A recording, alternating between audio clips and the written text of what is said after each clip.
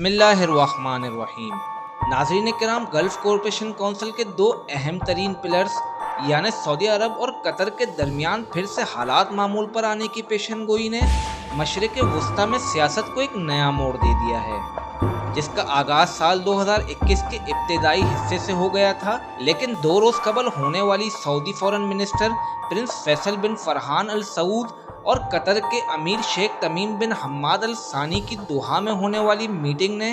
इन दोनों ममालिक को फिर से करीब आने में मदद फराहम की है। इससे पहले कतर, इजिप्ट, बहरीन और यूएई से भी फर्दन बात करके अपने मामला दुरुस्त करने की कोशिश करता रहा है। कतर गल्फ़ कॉरपोरेशन का एक अहम रुकन होने के बावजूद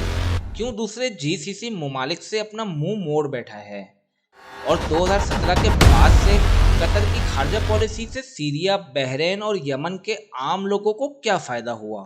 या ईरान, टर्की और अमेरिका को इनके ताल्लुकात से कितना नुकसान या फ़ायदा होता है। इन सवालात के जवाबात और हकीकत से भरपूर मालूमात आपसे शेयर करने के लिए मैं हूँ अली हसनैन और आप देख रहे हैं इन्फोलीक्स। मज़ीद मालूमाती वीडियोस और तहकीक आमेज़ तज़किये के लिए हमारा चैनल सब्सक्राइब करके बेल आइकन पर हिट कर दें। नाज़रीन किराम, 2017 में घर के भेदी ने लंका उस वक्त ढाई जब सऊदी अरब, यूएई, इजिप्ट, जॉर्डन, लीबिया और मोरितानिया समेत दीगर एशियन और अफ्रीकन अरब कंट्रीज़ ने कतर से ट्रेड रिलेशन बंद करने का फैसला कर लिया और उस पर एयर स्पेस और सी रूट पर भी पाबंदी लगा दी गई, जिसके रद्द अमल में कतर ने बिला ताख़ीर ऐलान कर दिया था कि कतर एक मजबूत मईशत रखने वाला मुल्क है और अब वो ईरान से मुकम्मल तौर पर सिफारती ताल्लुकात को उस्तवार करने के दर पर है। सीरियन सिविल वॉर में सलफ़ी एक्सट्रीमिस्ट को फंडिंग करने वाले और यमन वॉर में सऊदी कोलिशन फोर्सेस का हिस्सा रहने वाले कतर के लिए मुश्किल था कि ईरान से ताल्लुक उस्तवार करे, लेकिन मशरिक़ वस्ता में आइसोलेशन के अलावा इसके पास कोई दूसरी राह मौजूद नहीं थी। अल जज़ीरा का 2011 में अरब इनकलाब, खास तौर पे ट्यूनिस और बहरीन के इनकलाबों को हवा देना, जिसमें ज़ैनुल आबिदीन बिन अली, जो ट्यूनिस रेवोल्यूशन के बाद सऊदी अरब भागने पर मजबूर हो गया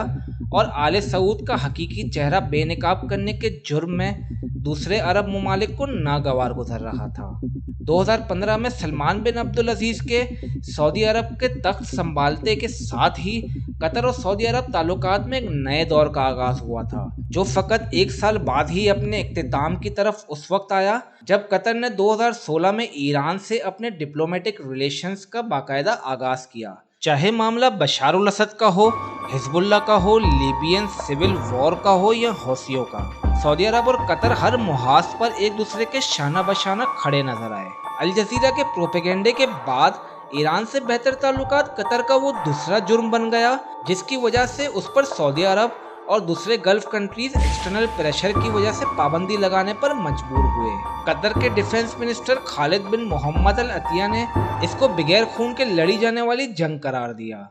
जबकि कतरी फाइनेंस मिनिस्टर अली शरीफ अल इमादी ने वाजे किया कि कतर दूसरे गल्फ कंट्रीज के बगैर सरवाइव करने की ताकत रखता है।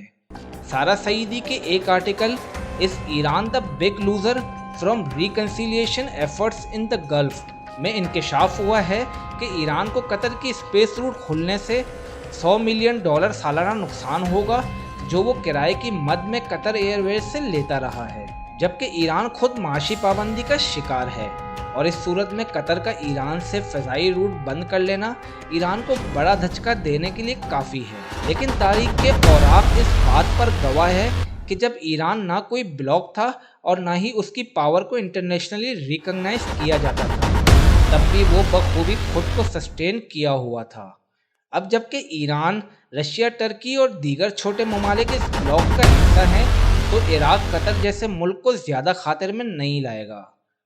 दूसरी जानिब कतर भी अब सऊदी अरब, यूएई और उसके हवारी ममालिक पर ज़्यादा इन्हिसार करने से कासिर रहेगा और ईरान के ताल्लुकात से दस्तबरदार नहीं होगा। आंचल वोरा के एक आर्टिकल में वाजे किया गया है कि यूएसए को कतर और सऊदी अरब के कॉन्फ्लिक्ट की वजह से खित्ते में अपने मुफादात हासिल करने में काफ़ी तकलीफ का सामना करना पड़ रहा था, जिसमें ईरान पर लगाई जाने वाली पाबंदी बेबुनियाद हो गई थी, क्योंकि कतर इसके साथ स्पेस और सी रूट के जरिए ट्रेड करने में मसरूफ़ है। जबकि इसी आर्टिकल में ये भी वाज़ेह किया गया है कि कतर पर पाबंदी लगने के बाद वो पूरी तरह ईरान पर इन्हिसार करने लगा था, और ईरान ही वो वाहिद मुल्क है जिसने इसको न सिर्फ अपने ब्लॉक में वेलकम किया था, बल्कि उसको फौरी तौर पर अशियाए खुर्दोनोश की सप्लाई पर काम करना शुरू भी कर दिया था, और उसको दुनिया के दूसरे ममालिक के साथ ताल्लुकात उस्तवार रखने में मदद भी फराहम करता रहा था। अल उला समिट में सऊदी अरब, यूएई, बहरीन और इजिप्ट ने कतर से ताल्लुक उस्तवार बनाने का फैसला किया।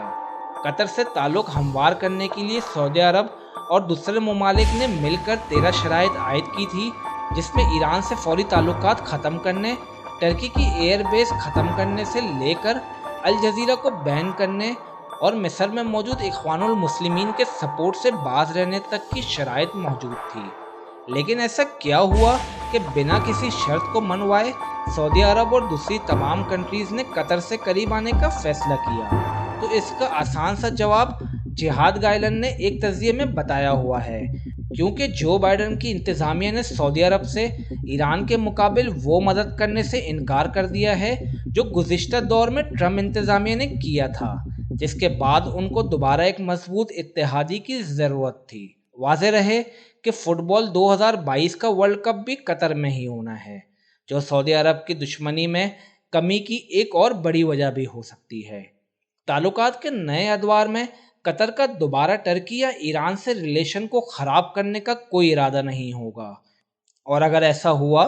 तो मुस्तकबिल करीब में कतर के पास बहुत कम ऑप्शन रह जाएंगे जो सऊदी अरब के मुकाबिल उसकी फॉरेन पॉलिसीज़ की लाज रख पाए।